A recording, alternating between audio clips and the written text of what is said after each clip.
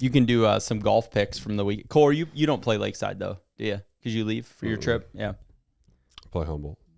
Wait, what? You're playing Humboldt and Lakeside. Yeah. So you must obviously not have a baseball tournament Nope. that weekend. We're off this weekend. I don't even think I'm gonna play in the city. I'm not playing City. Yeah. It's sad when your County. golf career I'm slows the down, isn't it? I'm Just the real life. defending champ. I'm trying to weasel my way. Chelsea told me to play, but I'm like, our baseball team's pretty good. You won the City last year. Yeah. I was gone, so Oh, that's why I Not that- won. no. I'm just kidding. not one bit. Not that I was saying that. I was like, that's why I don't remember. Shot 63. I was on a shot 63. Yeah. Which course is that? You shot 63 at the country club. Yeah. You had her going. I wish we were recording so you guys, the audience, could hear how much you just think about I golf. kind of forgot about that.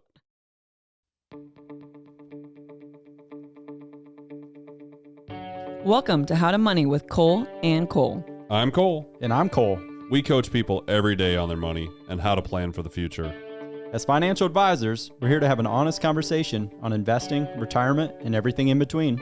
At Full Swing Financial Planning, we're here to empower you to take control of your plan, your way, for your financial future. So let's talk money.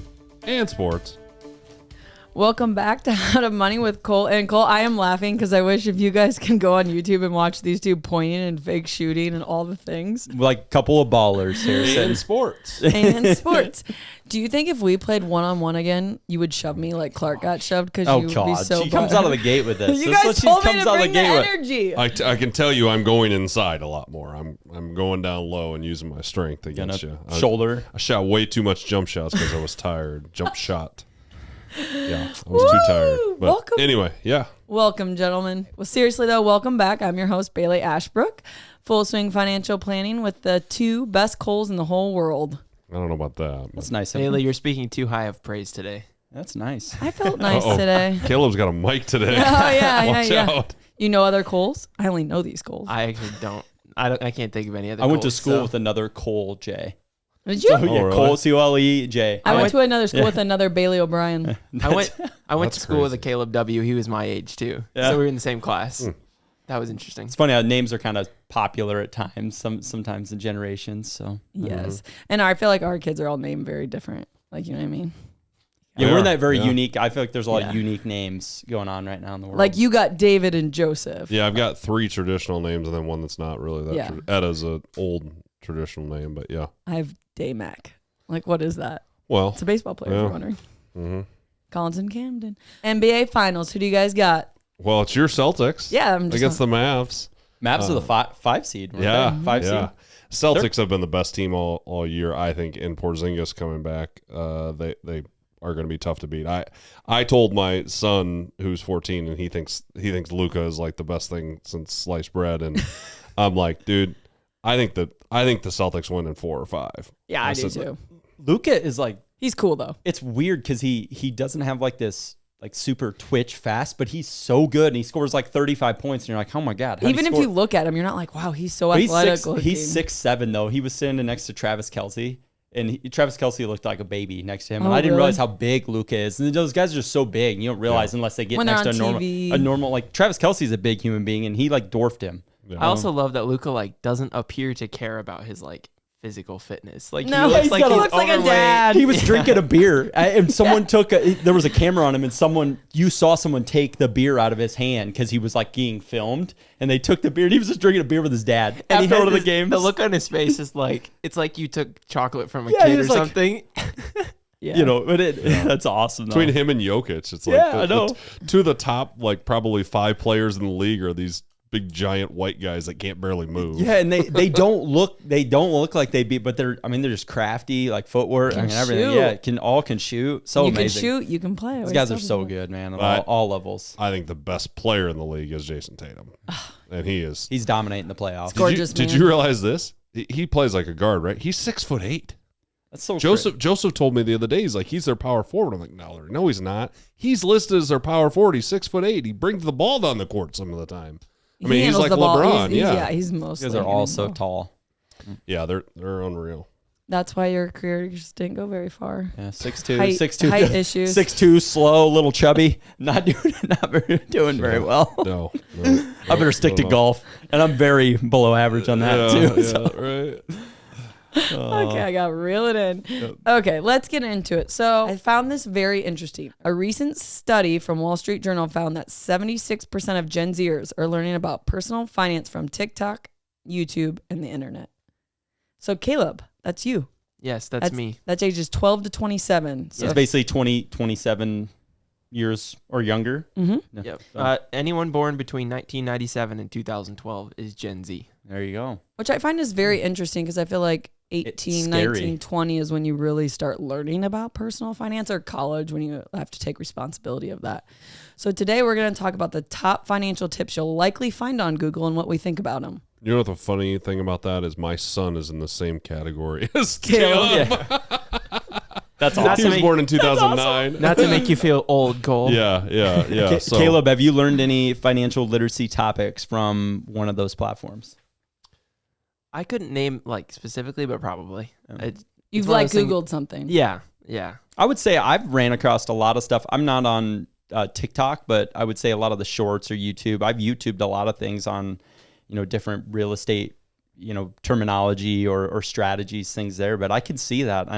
And TikTok, if you get in, how the algorithms work, you get onto a financial topic and all of a sudden it's like, here's what a 529 is. And it's going to keep feeding you what you're downfall with that, though, I would say we need a disclaimer of like, not everything you see on the internet's true. You've heard that as a joke. Mm-hmm. Like, same thing. Make sure because anyone can upload a video and say, hey, here's the rules of a Roth IRA, and they're incorrect, and you take that advice and you do something wrong. So be careful. You need to get that information from a credible source. So anytime I'm looking for something on because I Google things all the time, because like we know the rules, like we know all of the rules mostly, but when there's unique situations that come up, right? Yep. So I may put it into the Googler, whatever. The Googler. Yeah, I like it. The Googler. So I put in a topic or put in a question that maybe I'm like, I just want to double check this answer because I just want to make sure. Yep. I'm always looking for, okay, that's through the Iowa website, the Iowa 529 website. Okay, so I can look at that one. If it's through a non-credible, I don't even look at it. So you got to just make sure you're checking on that. Well, and real quick, I talked to our summer intern, Ben Egley. How old's Ben? 20?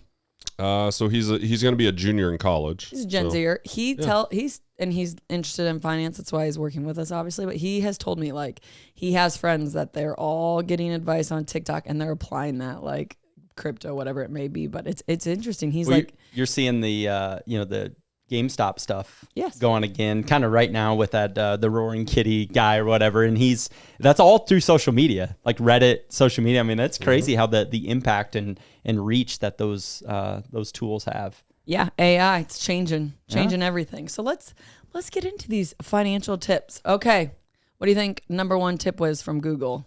Cool J. I'm gonna look at the list because you gave it to us. Yeah. Oh, you know what? This is just perfect because number one is just Bailey's just grinning ear to ear here. Create a budget and track your spending. Bailey, elaborate on that for us because I know you will. Live below your means is part of that as well. Like track your spending, create a budget, live below your means. Bailey, she's itching. Do you like people that do that? Yes, I do. I love a good plan. The thing is, and I'm a broken record, creating a budget I feel like is so powerful because I do feel like a lot of people don't even know what their actual income is. Yes, they generally know what their income is, but they don't know where it's going. And there's rules you can apply, like spend this much on housing, spend this much on your four walls, all those things. But the point of creating a budget and tracking your spending is it's not restrictive.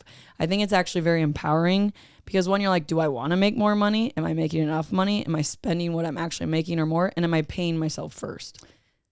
Think of it as a business, right? Yeah. You don't know, you got to put all the, what a business does. They look at their profit and loss at the end of the year and like, oh, did I make money? Did I not make money? Do I have cash in the bank or not? Same thing personally. You need to go, that budget is like your personal profit and loss statement of like, hey, every month, and you're educating yourself, whether it's good or bad, you need to know where your money's going. And if you don't, if you're like, well, one of those people always feel like you're behind but you don't know where any of your money's going, how are you ever going to make a correct decision or a decision to, positively impact that?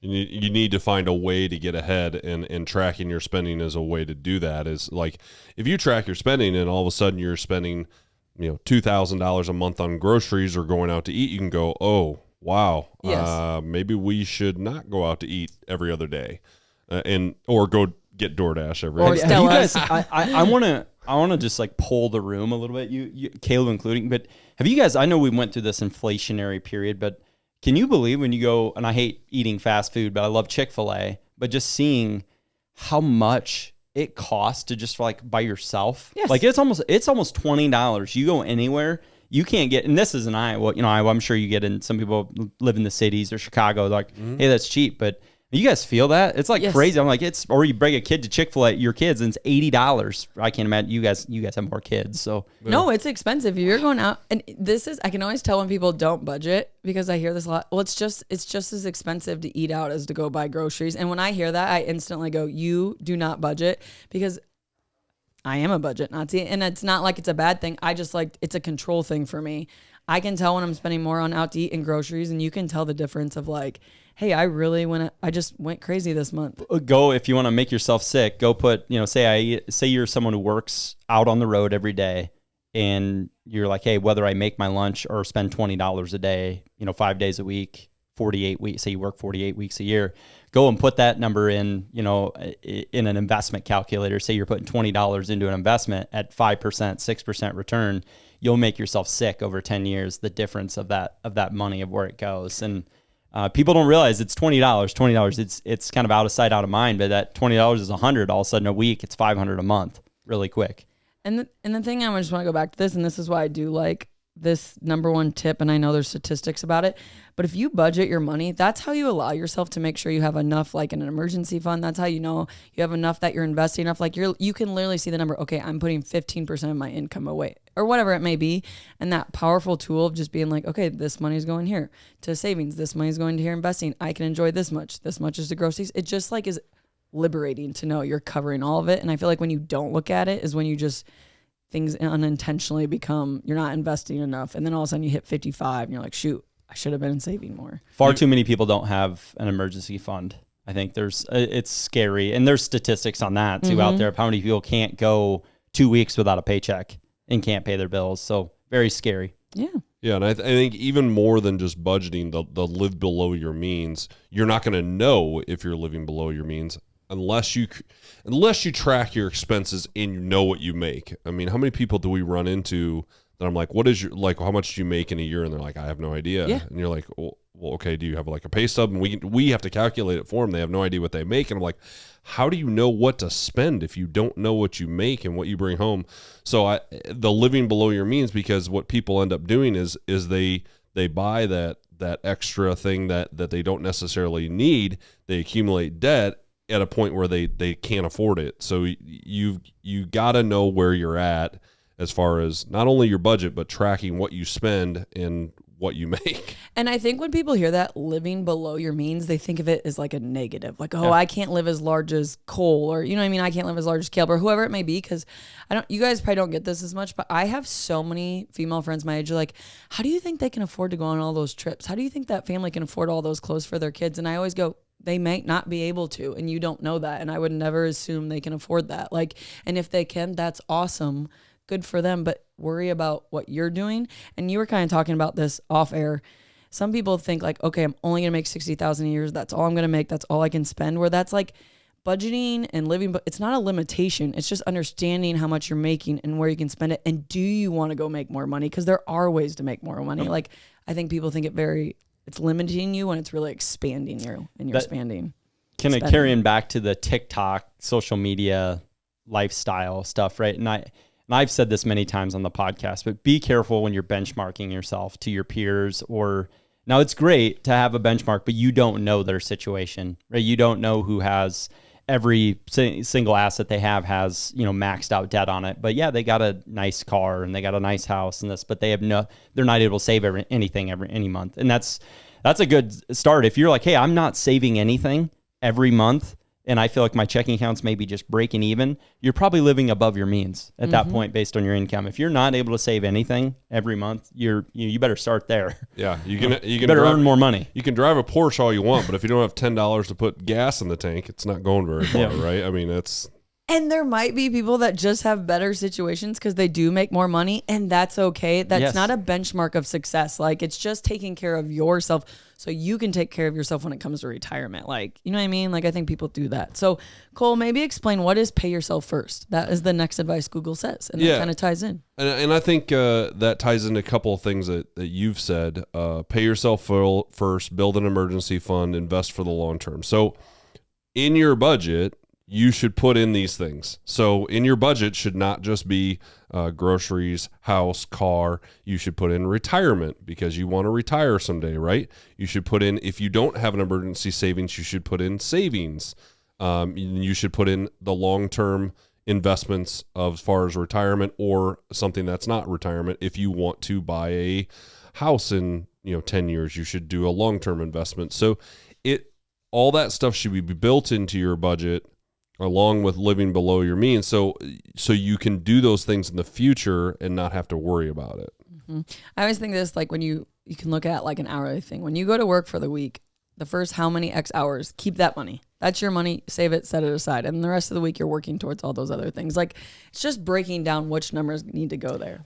Can I go just, ahead. I want to shift a little bit too, because this is something that we are talking, we don't want to limit anyone or put anyone in a box. And this is thing, if you aren't happy with your income, or your savings, for example, you either need to change your budget, reduce your expenses, or you need to make more money. Mm-hmm. And I know that's easier said than done, but we're in it. And I know this is one of the topics I'm going to talk about later is educating yourself, but we're in such a world where there's so many streams of income if you show the effort. If you want to have a side hustle, or we're in the age of the side hustle right now. Yeah, we are. Everyone's I did a side hustle. we got gals in the office that, sell stuff online and make, that's their travel baseball money, Shout out to Alexa. Yeah. I mean, she's a beast. She spends time on it. And it's like, there's so many ways. And if you want that, or, got to know it takes energy and effort. And it's just like making that budget. It takes effort to do it, but it's not that hard if you just commit to it. And once you do it, and once you've done it for a few months, it's pretty repetitive. You know your situation. So,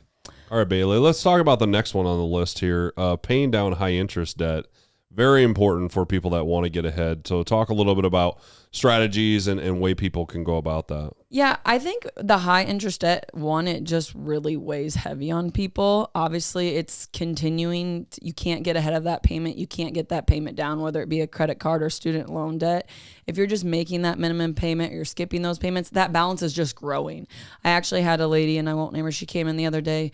She had consolidated a bunch of credit card debt, but the rate was still high, and she had just been paying the minimum, and she realized after like a year and a half, it was like the same balance. So she was just paying a little bit, but that interest keeps so high that it just keeps you at the same amount. So really, you're just not getting ahead. And when you can't get ahead, you can't like save money for yourself. You can't save for yourself in the future if you're always paying someone else. So all comes back to our budgeting topic, right? This all sounds like a lot of plays into the budgeting, but two strategies I just want to give the listeners that probably people have heard of. One would be, has heard I think it was a financial podcast. It's called the snowball payoff. So that's basically what it is say you have 3 credit cards or you have 3 loans. You take the highest interest rate loan, you pay the most you can on that one, pay the minimum required payments on the other 2. And you do that until the top one's paid off. And then you do it so on and so forth. So say you got 3 or 4 loans, kind of do that. That's one strategy.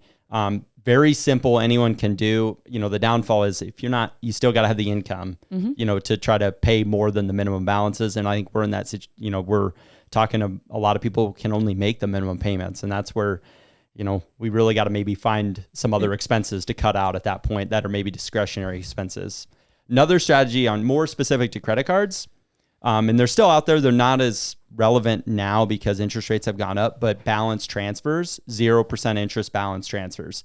There's a lot. If you've got you got to have decent credit for this, but if you have decent credit, there's a ton of options. Say you've got a $10,000 credit balance over here that you're paying 18% on. You can go to, credit card B company that wants to take that balance over. Maybe you'll get 12 months interest free on that balance transfer. It might cost you a little bit, like $100 or something to move it over, but then you can make your payments 12 months. Say, hey, I'm going to pay this thing off and save that save that $1,800 in interest that would have cost you the next year over here. So 2 little, tip strategies that someone can immediately apply. Actually, and this was a while ago, me and Luke did the snowball one. So the psychology behind it is we had like 8, like you have your student loan debt and they all had a different rate. We were looking at them. So I was like paying the lowest interest one off first because it was psychology. Like, oh, you got one done.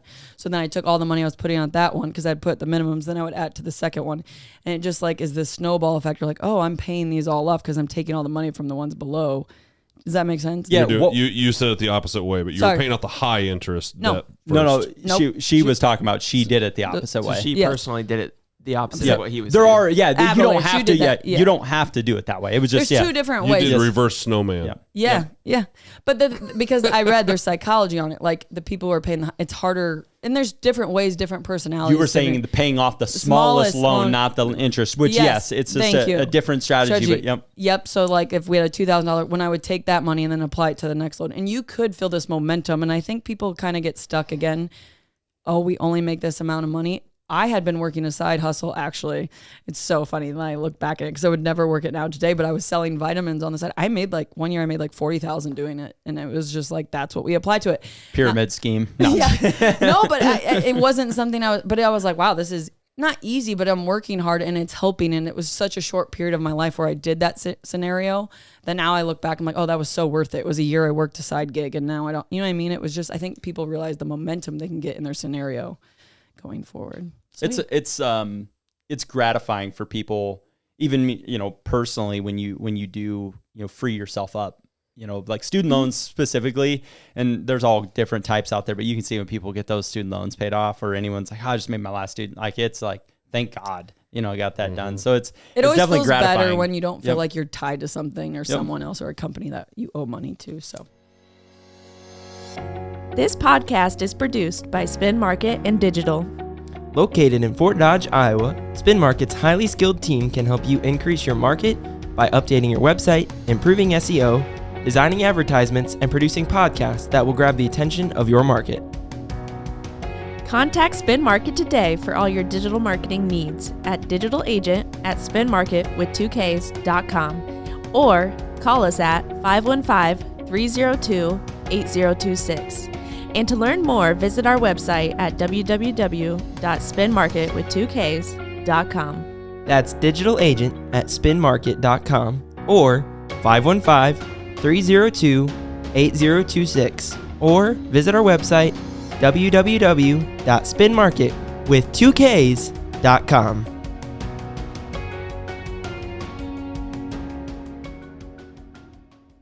all right, let's do a little dollars and cents. Dollar bills, y'all.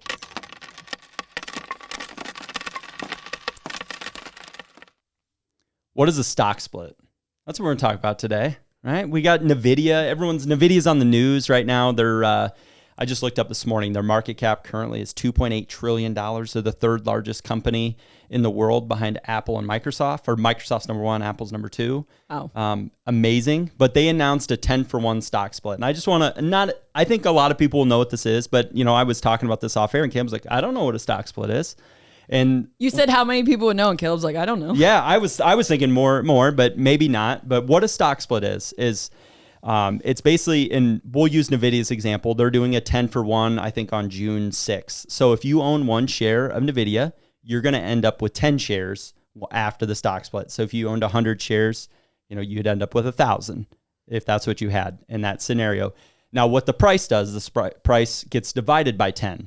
So if, it's $1,000 today, at that split adjusted price, it'll be $100. So now what I do want people to know and realize, there's really no value gain in that, even though psychology of it really does. People will probably invest and move the price up because now they can. Yeah, there's not supposed to be a value gain, but typically in a company like NVIDIA or Apple or someone that does a stock split, that is a positive thing for their stock price. Yep, and I always use this example, and I told this to Caleb. It's a stock split's the same as if you have a $1 bill, or you have 4 quarters. You have the same dollar, 2 different metrics, 2 different ways. You just have 4 quarters instead of a dollar. But it does seem to work a lot of times, and people love it when it happens. They get and excited. they own. Oh yeah, people always get. And there's quite a few of them. going on right now. And you're seeing some of these very retail customer-based stocks, like Chipotle announced a 50 for 1. They're very they want individuals to own their companies, and that's where these stocks want retail investors to be able to buy and have ownership in these companies. So, which is great, and I think Nvidia is one a lot of people have wanted to buy, and they have a really big piece in the economy right now and growth in the future with what they do. Yeah, I was hoping they actually split more, because I still think at $100 a share or a little over $100 a share, they're going to be a higher priced stock. But at $1,000 a share, you're taking a lot of people out, because you can't typically go in and buy like a quarter of a share, or you got to buy one share. And if you don't have, I was talking to Caleb about this before. I was like, I've wanted to buy Nvidia for some of my investors, but if they only have $3,000 available, I can only buy 2 shares at $1,164 a share. And does that really move the needle? And do I want to pay the price to buy that? It's like, okay, if it splits at 100, now I can buy 20 shares, right? For about $2,000. And okay, that makes more sense to me. And stock splits used to be a lot more relevant. They're not, I shouldn't say they're not relevant, but now people can buy, partial shares like online and stuff. So that's where stock splits, companies have been less likely to do it. We're seeing it like more recently, though, all of a sudden pick up, like Amazon split, like a bunch of the really large companies have split. So I love it, because it's the same thing. We have investors that we want to put that money in, but it's hard for us to talk to them about $1,000. They're just like, oh no, I don't want 3 shares of a company. Right. Even though we see that the same as the 300, it's going to split too. They don't see it that way all the time. So we want more. Yeah. And it's your ability to diversify is easier when we can buy more shares with less dollars. So Cole, you're kind of our geek in the office, nerd, Thank whatever you. you call it. I say it very politely. It's already June. I can't believe that. I really can't. I'm going to have a 5-year-old Saturday. Isn't that crazy? But what is going on in the market? I feel like, we're midway year. Give us a little update. What else is going on in the market? Yeah. So, it's been May was a strong May. I'm just looking at these are numbers as of Monday. It's June 4th today. So I'm giving market return numbers as of yesterday, but the S&P 500 was up 11.3% as of open on Monday, which, year to date. Yeah. Year to date. So if it continued, it'd be up like 25%, because we're not even halfway through the year. Yeah, we still got another month. April was the only down month, if I remember correctly, right? The 4 other months have been positive. The trailing 1 year in the S&P is 28%. So if you bought 1 year, you bought June 3rd, 2023, the S&P 500, you put $100,000 into S&P 500 index, you'd have $128,000 in there. So good. Yeah, pretty good. The Nasdaq's about on par. The tech stocks are about on par with the S&P. They're up 11.8. The Dow 30, which is more of a value, value or the Dow Industrial Index is up only 3.2, which we've been driven by, the growth stocks again, the Nvidias that we talked about, the stock split. Communication services is the number 1 leading sector on the year. So tell people what that is. This is a little skewed. I looked this up. It's got some of the, I would categorize them as tech stocks, but like Facebook now, or Meta, is considered a communication stock, not a technology stock in the index for indexing, but they're up like 30%. Netflix, same thing, the streaming, they're technology in my mind, but they're considered communication services on how the indexes play out. But them and technology, so communication services and technology are the 1 and 2 performing section of the year, which makes complete sense. Right. And we typically see that in high growth. In high growth periods, you're going to see S&P and NASDAQ outperform Dow. Typically in a down market or slow growth, you're going to see value outperform because of the dividends that those stocks will pay. But in a real growthy period over the last 12 months, you're going to definitely see tech, communication, those types of stocks are going to outperform. I'm somewhat shocked though that we've seen them outperform that much, because we are in a higher interest rate environment. I was just going to say, let's talk about that. Growth stocks historically struggle a little more in a higher interest rate environment because they have more debt, but our large growth stocks, our largest companies in the U.S. don't. They just have so much cash, like Apple, Nvidia, all these companies have so much cash.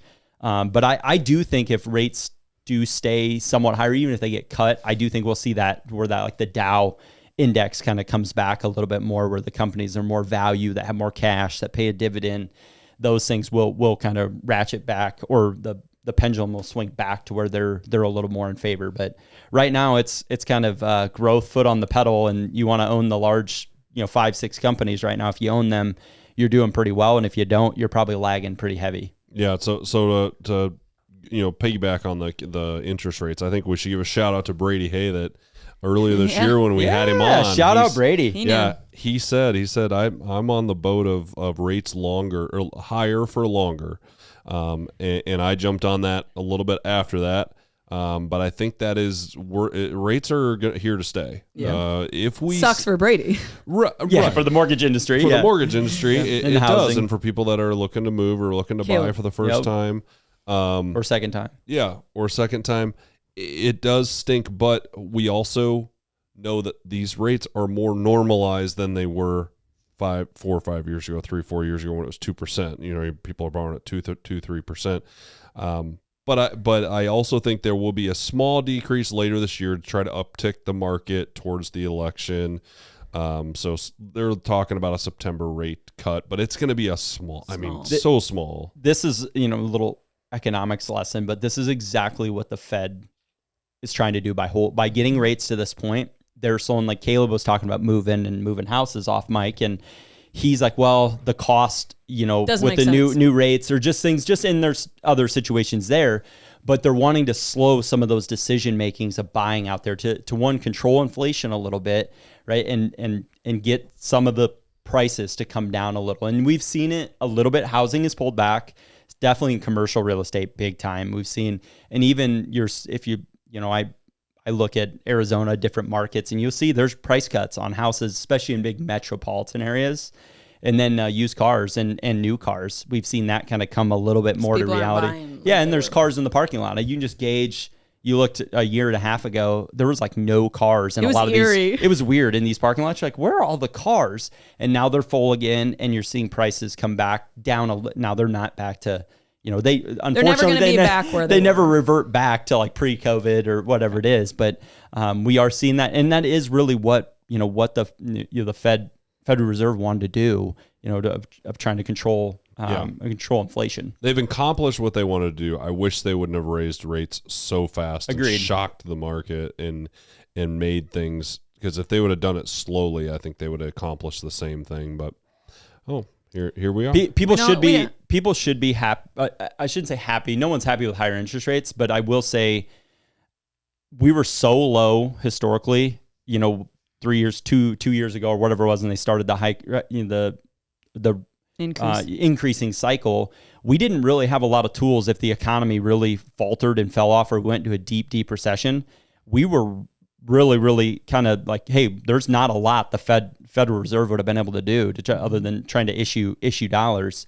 But now at least it got to a point where if we do fall off, or say they overshoot and they kept rates too high for too long, and we go into a pretty deep recession or even deeper things, they have tools now to say, hey, we can cut rates. We can cut rates a lot to try to stimulate money back into the economy. So we're now in a better, not saying it's perfect, but we are in a position to where people should say, hey, we do have a little comfort level where, if that does happen, the Fed's got some tools to revert back. It's a nice little market recap there. Yeah. All right, let's get back to the Googler. But before we do... The Googler, that's what Cole... Thanks for your nerd information, Cole Joski. It's why we keep you. It's why we keep you around. It is funny when he nerds out. Yeah. So I think the Googler's been... I'm going to stop calling it because you called it that. Now I can't stop. Has been giving us some pretty good advice, but I think this one is super important. And I don't know why. I just feel like we're in that time, the era. Maybe it's just social media and all that. But beware of get-rich-quick schemes. Cole P. Yeah, I have that come up pretty frequently with clients and just friends that like, hey, I want to run this by you because I got told, hey, I can put, $10,000 in and in 6 months they'll give me $20,000 back. And it's like, no, that whatever they're selling you or whatever they're telling you is either a scheme or it's too good to be true. So if it sounds too good to be true, it's probably too good to be true. Generally, it is. Where have you ever heard of a scenario like that, where people actually got their money back? And if you've ever watched the show American Greed, they may get it back once, but they don't get it back the second or third time. if it sounds too good to be true, it probably is. There are no get rich schemes, and this is kind of on the lines of like cryptocurrency, when everyone was like fear of missing out, like I got to get some cryptocurrency. FOMO. I got to get some cryptocurrency, and it was like, okay, but we don't know that that's here to stay. Now, do I think it's here to stay? Yes, but I don't think that the inflation that we saw at the beginning, great for those people that got into it when it was, real low price and they made a bunch of money, but not everyone can make those decisions at the right time. So beware of, get rich schemes. Typically they're not what they look like. And if it sounds too good to be true, yeah, just don't do it. And we're not against taking risks or things about cryptocurrency, but it needs to be earmarked money that you're like, hey, if this goes to zero, it doesn't change my life. Maybe I'm pissed or like mad if you're about Tom it. Brady. Did you see the Tom Brady roast? Yeah. They're like, Gronk knew crazy. that wasn't real money. Did you see that? On the I don't know what you're Coinbase. It was talking on the about. Coinbase thing. Yeah. Or on, like Tom Brady lost. Do you know it was like 20? Yeah, it was with Sam Bankman-Fried. The guy went to prison. Went to prison on the cryptocurrency. FTX. Yeah, Yes. FTX. And the lady goes, even Gronk knew that wasn't real money. Yeah. Like It talked was like fun. Gronk, and it was funny. He's like, Yeah, I knew it wasn't. It's like 20 million. Like Yeah. Tom Brady had like 20 million tied into it. Now who knows? I don't know what he actually lost, but that's what he had tied My up. point when is, even those people get roped, but they Yeah. have the money. I mean, Tom Brady's got a little more money to lose than Yeah. the average human being. 20 million goes away. It's all That right. probably was his money that he didn't It's care if mad it money. came Yeah. back or not. That's my gambling money. So what I tell people is, if you wouldn't go to the casino and put it on red or black in one of those situations, if it's not money that you would put on red or black at a roulette table, don't put it into a get-rich scheme, because that's what you're basically doing. Because I don't know if it's, unless you... How many cocktails have I had? No, I'm just kidding. Wait, is it you two at the casino? I'm just Well, joking. we do that. I mean, No, we I'm do kidding. that with the money Yeah. that we Yeah. are willing to do that with, right? I'm and that'd be the amount of money that I'd be willing to put into a get-rich scheme, which I probably wouldn't do it, but that money cannot be money. Hey, I'm going to take it out of my IRA and put it into that. Like, don't do that. Don't put it in. Hey, I'm going to take the money that I was going to save for my house and I'm going to double it in 6 months. Not going to happen. The best investor of our time, Warren Buffett, considered the greatest investor of our lifetime. He's classic on this of like, he doesn't care if he misses the cryptocurrency, the next best thing. He does not care one bit. He's like, great, you made money in there. I don't need that exposure. He doesn't understand it. And he understands it's a long-term game. Anything in our investing work, it's a long-term game. And the people that can figure that out, the sooner the better, because you got time on your side. If you do it early, generally the better off you're going to be. And it all goes back to the basics. Pay yourself first. Know what you're making. And you don't have to do these schemes. You know what I mean? I think they prey on people that are wanting like this instant gratification because they're stressed about if they're saving enough or doing enough. I've been impressed with the Google so far because the Googler has worked. The Googler. now I just want to say this. The Google and AI and all that, these are very general tips. I don't want someone to just go scrolling on TikTok or make sure, again, credible sources, like educate yourself. And that's going to go into our last point that Google gave us. Educate yourself, Cole Jasky. Yeah, I think this is a never-ending topic for me. And I try to, this is practice what you preach. I'm constantly, that's one thing I do love about social media is you can kind of get yourself interested in something. And I do this a lot where I find something on social media and then I either buy an Audible book or I buy a book from Amazon or I get a recommendation from a topic and go and then something I'm interested in. But there's no excuse. If you're wanting to improve your financial literacy, your financial life specifically, educate yourself first and foremost. So it's almost majority of it's free. I mean, you can buy books and stuff there, but you can go to Google or ChatGPT and get bullet points, highlights on specific topics or how debt works or how to invest in real estate, how to, buy cryptocurrency, whatever it might be.